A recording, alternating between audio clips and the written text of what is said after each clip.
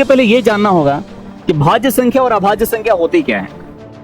भाज्य संख्या का मतलब वो जिसके दो से अधिक फैक्टर हों, जिसके दो से अधिक गुणनखंड, मतलब वैसी संख्या है ना, वैसी संख्या को भाज्य संख्या बोलेंगे जिसके गुणनखंड दो से अधिक हो, मतलब दो से अधिक नंबर से घटे।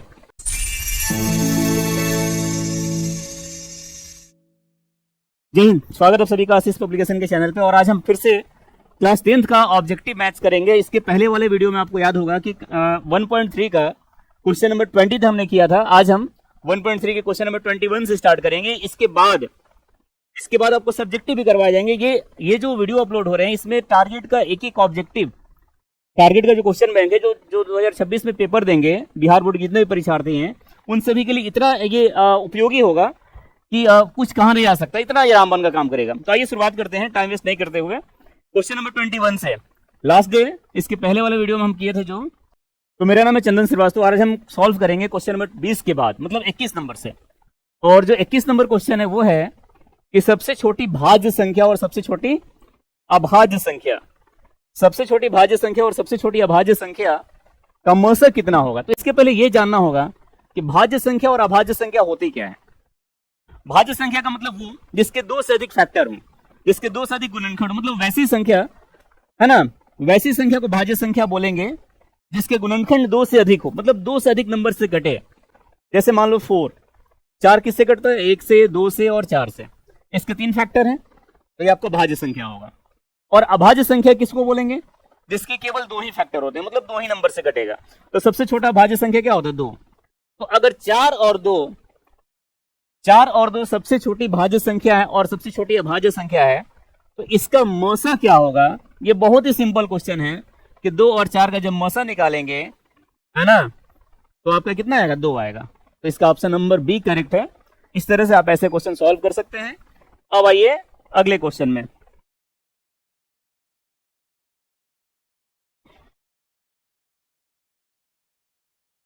इसके बाद हमारा अगला क्वेश्चन जो है क्वेश्चन नंबर 22 कहता है कि 96 का अभाज्य गुणनखंड क्या होगा, मतलब इसका प्राइम फैक्टराइजेशन क्या होगा। 96 अगर आपके पास है तो इस 96 का अभाज्य गुणनखंड क्या होता है, आइए निकाल कर देखते हैं। ये 2 से घटेगा, 2 4 8 और आपका 1 और से 16, 2 8 16, 2 से फिर 24, फिर 2 से 12, 2 से घटेगा 6, 2 से 3, मतलब 2 कितने बार है भाई? 1 2 3 4 5 है ना, 5 बार 2 है और 3 आपका 1 बार है। तो 2 का पावर 5 और 3 का पावर 1। ऑप्शन नंबर सी इसका करेक्ट आंसर होगा। ये क्वेश्चन नंबर 22। इसके बाद अगला क्वेश्चन की जब बारी आएगी 23 नंबर, तो 23 नंबर जो क्वेश्चन है कि 2 संख्याओं का गुणनफल, आपके पास कोई भी 2 संख्या है जिसका गुणनफल जो है वो है 8670, मतलब 8670, और उसका मौसा 17 है, तो उसका लसा क्या होगा। देखिए दिन पर दिन हम इस चैनल पे जो कुछ भी होगा उसमें बार बार हम सुधार करते रहेंगे ताकि आपके लिए बेहतर से बेहतर हो सके। लास्ट टाइम आपने देखा था कि यहाँ पे थोड़ा सा मिसप्रिंटिंग था, यहाँ पे 12th लिखा हुआ था, इसको हमने 10th करवा दिया है। इसके बाद जो क्वेश्चन मिरर था 1-2, उसको भी लगातार कोशिश किया जा रहा है को भी आपको सुधार किया जा सके। तो इसमें है कि 2 संख्याओं का गुणनफल 8670 है, पहली संख्या गुना दूसरी संख्या। एक फॉर्मूला आपने पढ़ा था कि पहली संख्या दूसरी संख्या इज इक्वल टू क्या होता है? HCF इंटू LCM, मतलब first number into second number is equal to HCF into LCM। ये आपका फॉर्मूला है। इससे आप इस तरह का क्वेश्चन सॉल्व कर सकते हैं, ठीक ना। तो 2 संख्याओं का गुणनफल कितना दिया होगा? ये है आपका संख्याओं का गुणनफल, मतलब पहली संख्या गुना दूसरी संख्या। वैल्यू पुट कीजिए तो 8670। मौसा कितना है भाई? मतलब HCF कितना है? 17। निकालना क्या है? लौसा, LCM निकालना है। तो 8670 को जब 17 से भाग दे देंगे तो आपका LCM निकलेगा। आप इसको डिवाइड दीजिए और डिवाइड करने के बाद जो आएगा वो आपका आंसर होगा। तो ऐसे क्वेश्चन हम आसानी से सॉल्व कर सकते हैं। इस पे जितने भी क्वेश्चन आएंगे, एक क्वेश्चन तो रहेगा ही भाई। इस तरह के क्वेश्चन बोर्ड एग्जाम में रहना ही रहना है, इसको आप लिख लीजिए। और इसमें आपको पूछेगा पहली संख्या, दूसरी संख्या, HCF और LCM, और इसमें से जो डाटा दिए रहेंगे वो 3 दिए रहेंगे, चौथा आपको निकालना होगा। अदरवाइज इसका गुणनखंड दिया रहेगा, जैसे कि क्वेश्चन नंबर 23 में दिया है। आगे और क्वेश्चन प्रैक्टिस करने को मिलेंगे, क्योंकि आशीष पब्लिकेशन तो इसी के लिए जाना जाता है कि क्वेश्चन इतना प्रैक्टिस करवाएगा कि कहना नहीं है आपको, आपको कहीं जाने की आवश्यकता नहीं है। केवल आप इसकी क्वेश्चन बैंक को सॉल्व कर लेते हैं, केवल आप क्वेश्चन बैंक सॉल्व कर लेते हैं तो आपके लिए बहुत ही फायदेमंद हो जाएगा। ये देखिए क्वेश्चन नंबर 24 24 नंबर जो क्वेश्चन है, ये क्वेश्चन कहता है कि 6, 8, 6, 8 एंड 22 का लसा और मसा का अनुपात है। मतलब आपको करना क्या है भाई, करना यह है कि जो पूछा जाए, लसा पूछ रहा है पहले और मसा पूछ रहा है बाद में, और जब अनुपात निकालेंगे तो ये बात बिल्कुल ध्यान देंगे कि जो पहले पूछा है उसको ऊपर लिखते हैं और जो बाद में उसको नीचे लिखते हैं। मतलब एलसीएम किस किस का, 6 का, 8 का और 22 का, बटे में एचसीएफ मतलब मसा किसका, 6 का, 8 का और 22 का। इसी वैल्यू को आपको फाइंड करना है। 6, 8 और 22 का लसा, 6, 8 और 22 का मसा, जो आएगा अनुपात में वही आपका आंसर होगा। तो इसको भी आप सॉल्व कर सकते हैं और इसको आप कीजिएगा, क्योंकि लसा और मसा निकालना तो बहुत आम बात है, आप आसानी से सॉल्व कर सकते हैं कि 6, 8 और 22 का लसा क्या होगा और 6, 8, 22 का मसा क्या होगा। जो लसा और मसा आएगा उसको फिर हम सिंपलेस्ट फॉर्म मतलब सरलता रूप में कर देंगे और इसमें से जो आपका ऑप्शन आएगा वो आपका आंसर होगा। ठीक, देखिए भाई बनाना आपको है, सॉल्व आपको करना, मेहनत तो आपको करना पड़ेगा, क्योंकि बिना मेहनत का कुछ हासिल हो नहीं पाता है। तो कुछ क्वेश्चन को हिंट कर देंगे, आपको बता देंगे कि करना कैसे है, और उसके बाद आप उसको कीजिएगा और अगर डाउट होगा तो फिर उसको देखा जाएगा। देखिए ये है थोड़ा सा कंसेप्ट वाला क्वेश्चन, दो लगातार संख्याओं का मसा क्या होता है। अब कोई भी दो लगातार संख्या ले लीजिए, कोई भी, मान लीजिए हमने लिए 4 और 5, ये दो लगातार संख्या है। और जब इसकी मसा की बात करेंगे कि दो लगातार संख्याओं का मसा क्या होगा, तो जब भी दो लगातार संख्याओं का हम मसा निकालते हैं तो जरा निकाल कर देखिए, 4 और 5 का निकाल रहे हैं, एक बार में कटेगा 4, 1, 5, 5 बार में कट जाएगा 0। तो जब भी आप दो लगातार संख्याओं का मसा निकालिएगा, हमेशा ही चाहे वो संख्या कोई भी ले लो भाई, कोई भी संख्या लीजिएगा, दो लगातार संख्याओं का मसा जो आएगा एक ही आएगा। ठीक है, इसके बाद क्वेश्चन नंबर नेक्स्ट यानी कि 26 नंबर 1.3 में टोटल क्वेश्चन 58 है, मतलब 58 क्वेश्चन हैं। पहले वीडियो में हमने 20 तक किया था, इसमें 40 तक करेंगे, और इसके बाद जो लास्ट वीडियो जाएगा उसमें 41 से आपके 58 तक, मतलब 3 पार्ट में इसके वीडियोज बनेंगे सारे। तो आपके लिए एकदम शॉर्ट रहेगा। पहले ही हम बताए थे आपको कि कहीं कोई प्रेशर नहीं चलना है, ठीक ना, एकदम शानदार, मतलब अच्छे से पढ़ाई करते रहना। देखिए इसमें क्या है, 5005 मतलब 5005, 5005 के कितने अभाज्य गुणनखंड होंगे, कितने अभाज्य गुणनखंड है। आप 5005 का क्या निकालेंगे, गुणनखंड निकालिएगा, प्राइम फैक्टराइजेशन निकालिएगा, इसका गुणनखंड निकालिएगा, और देखना बस इतना ही है कि कितने नंबर से ये कट रहा है, मतलब कितने बार ये कट रहा है। जितने बार कटेगा वही आपका आंसर। कितने इसके अभाज्य गुणनखंड है, किसके, 5005 के, जो भी आएगा आप उसका आंसर लिख सकते हैं। आप इसको कटा सकते हैं, 5 से कटाइए, फिर जिससे कट रहा है उससे कटाइए, और इसमें से आप कोई एक ऑप्शन आप चूज कर सकते हैं जो कि करेक्ट होगा। ठीक है, अगर ये नहीं बनेगा क्वेश्चन, मैं बार बार बताता हूं, अगर क्वेश्चन नहीं बने तो आप कमेंट कीजिए, उसमें आपको सारे उसके जो भी आपके डाउट होंगे क्लियर किए जाएंगे। ठीक, नेक्स्ट देखिए, ये जो क्वेश्चन रिपीटेड है, इसके जैसा क्वेश्चन हमने इसके पहले जस्ट बताया है। वो क्वेश्चन नंबर था आपका 23 नंबर 23 नंबर, और यह 27 नंबर भी क्वेश्चन आपका लगभग सिमिलर है कि दो संख्याओं का गुणनफल 2166, उनका लसा क्या होगा जबकि उनका मसा है कितना, 19। तो क्या होता है, संख्याओं का गुणनफल इज इक्वल टू मसा गुना लसा, मतलब वही first number into second number, पहली संख्या गुना दूसरी संख्या, जैसे लिखना लिखिए, इज इक्वल टू मसा गुना लसा मतलब एचसीएफ इंटू एलसीएम। संख्याओं का गुणनफल कितना है, 2166, और मसा कितना है, 19। निकालना क्या भाई, लसा निकालना है।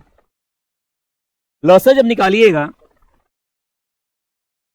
लॉसा इज इक्वल टू 3166 बट्टे में 19, इसको भाग दे देना है, कटा देना है, जो आएगा उस पर टिक लगा देना है ना। कितना सिंपल। मैं बार बार बताता हूं, ये क्वेश्चन आपका जैसे देखिए 2021 में आया है, 2021 में आया, और थोड़ा सा अगर पीछे चलते हैं आपको प्रूफ दिखाने के लिए, 23 नंबर जो क्वेश्चन है ये देखिए कब आया है, 23 नंबर 2020 में आया है। मतलब 20, 21 सब के सब हर एक साल इस टॉपिक से क्वेश्चन रहना ही रहना है, चाहे जो हो जाए, ये कहीं कभी नहीं जाएगा।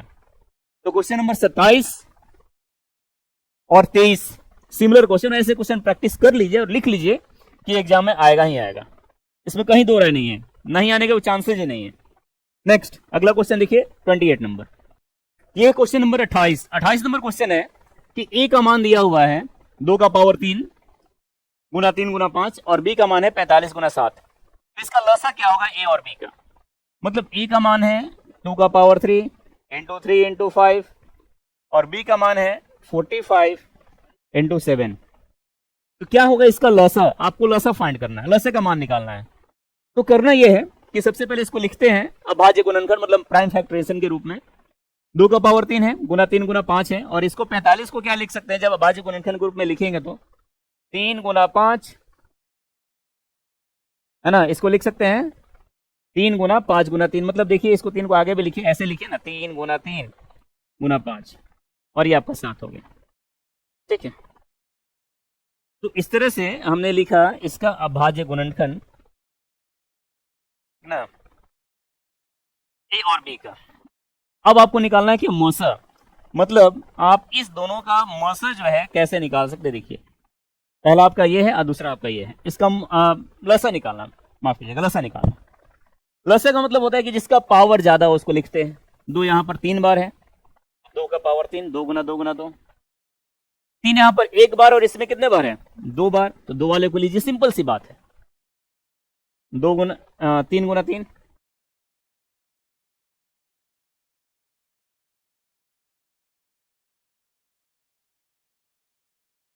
3 गुना 3, उसके बाद 5 देखिए 5, इसमें 1 बार, इसमें भी 1 बार, तो 5 लिखेंगे, और जो बच गया वो क्या है 7 है, तो 7 को भी लिखिएगा।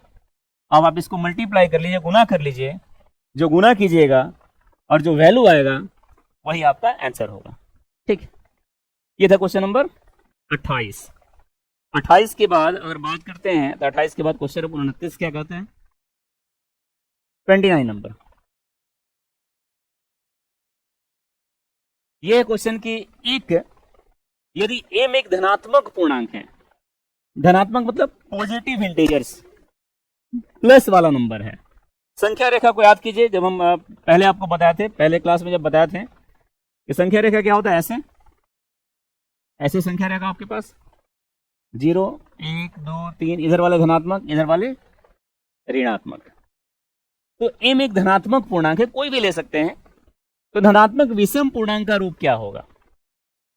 धनात्मक विषम पूर्णांक किसी भी संख्या में अगर m कोई एक पूर्णांक है, m मान लीजिए m बराबर 2 है, ठीक है, तो विषम पूर्णांक इसका क्या होगा? विषम पूर्णांक क्या हो जाएगा? m का मान 2 मान सकते हैं, 3 मान सकते हैं, कुछ भी, इसमें तो नहीं बोल रहा है कि सम और विषम क्या होना चाहिए, है ना। तो अगर m का मान 2 लेते हैं तो यहां देखिएगा 4 गुना 2 प्लस 2 यानी कि 8 प्लस 2 10 आ जाएगा, 3 आएगा इसका वैल्यू, है ना। तो ये तो होगा नहीं, विषम नंबर आपको लाना है। अगर 3 लेते हैं तो कितना आएगा, 3 लेने पे आएगा 4 गुना 3 12 हो जाएगा, प्लस 2 14। मतलब इसके लिए तो बिल्कुल गलत है, ये नहीं होगा, ये नहीं हो सकता। अगर 2 है, 2 में तो और जोड़ेंगे 4 हो जाएगा। तो वही केस है आपका, इसमें आपका 2 2 और बढ़ते जाएगा, 10 के 12 लिख सकते हैं और यहाँ पे 16 लिख सकते हैं, तो ये भी नहीं होगा। लेकिन ये जो है ये दिखाता है कि 4 इंटू एम, मतलब 4m में 1 जोड़ रहे हैं, और 4m का मान अगर सम या विषम कुछ भी रखें, मान लीजिए 2 रखते हैं तो 8 आता है, अगर 3 रखते हैं तो कितना आता है 12 आता है। दोनों ही केस में आपको दिखा रहे हैं सम संख्या और विषम संख्या। देखिए m का मान 2 रखा गया, यहाँ पे m सम संख्या है, m का मान 3 रखा गया, यहाँ पे m क्या है विषम संख्या है, क्योंकि यहाँ बोल रहा है कि धनात्मक पूर्णांक होना चाहिए, न कि सम और विषम का जिक्र किया है, ठीक ना। इसमें अगर एक जोड़ देते हैं, चाहे 8 में जोड़िए या 12 में जोड़िए, यहां भी 9 आएगा, यहां भी कितना 13 आएगा। ये दोनों का दोनों आपका क्या है, विषम संख्या, विषम पूर्णांक है। इसका मतलब है कि इस क्वेश्चन का आंसर जो होगा वो क्वेश्चन नंबर सी होगा। ठीक है, नो डाउट, कहीं कोई परेशानी नहीं है। अगर परेशानी हो तो आप कमेंट कीजिएगा, इसका सॉल्यूशन फिर से हम बताएंगे। नेक्स्ट अगला क्वेश्चन देखिए, अगला क्वेश्चन जो आपका है 30 नंबर 30।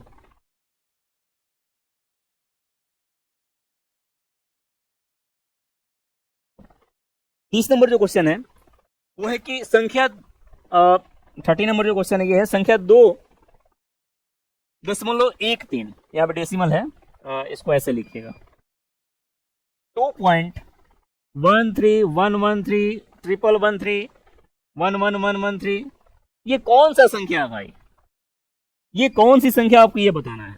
आप जरा याद कीजिए कि जब हम किसी इस तरह के, जैसे हम दिखाते थे, प्रूफ करते थे, इसको आप सिद्ध करते थे √2 को √3 को कि एक अपरिमेय संख्या है, और अपरिमेय संख्या का हमने जब रूप पढ़ा था, तो यहाँ पे देखिए कोई रिपीट हो रहा है क्या, 13 है, फिर 113 है, फिर 1313 है, फिर 4 बार 1, फिर 3 है।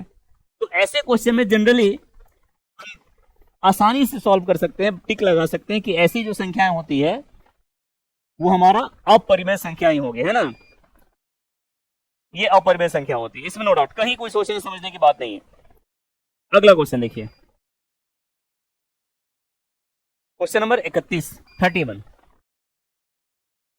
हाँ, ये क्वेश्चन देखिए, ये भी आपका अभाज्य गुणनखंड से है कि 144 के गुणनखंड में 2 का घात क्या होता है, निकाल लीजिए ना भाई। 144 का गुणनफल 2 से 72 होगा, 2 से कीजिएगा 36, फिर 2 से कीजिए 18, फिर 2 से 9, 3 से 3, और यहाँ पे 3 से एक बार में 2 का घात केवल पूछ रहा है, 3 से कोई मतलब ही नहीं है। कितने बार 2 है, 1 2 3 4, तो 2 का घात 4। बहुत ही आसान क्वेश्चन है और ऐसे क्वेश्चन अक्सर पूछे जाते हैं। देखिए ये 2021 में आया, ज्यादा देर की बात नहीं है, 2021 में ऐसे क्वेश्चन पूछे गए हैं। और अगला क्वेश्चन जो है आपका 32 नंबर, ये भी है 2022 से। आप जरा देखिए, गौर कीजिएगा भाई, हम जो क्वेश्चन बोल रहे हैं रिपीटेड है, वो लिख लीजिए कि रिपीटेड है, एग्जाम में आने ही वाला है, चाहे जो हो जाए। ये देखिए 31 नंबर जो हमने बताया था कि अभी जस्ट कि 2 का घात क्या होगा, 2 का घात क्या होगा, ये 2021 में आया है, और ये जो है इसमें 2 का घात क्या होगा, 2022 में आया। तो आज के इस लाइव से, आज की वीडियो में इतना ही रखते हैं। अगली वीडियो में हम अगला क्वेश्चन एक ही बार सारा ले लेंगे 58 तक। बहुत बहुत धन्यवाद, और इस वीडियो का देखिए शेयर कीजिए ताकि सारे परीक्षार्थियों के पास ये पहुंचे और उनके लिए कारगर साबित हो। धन्यवाद।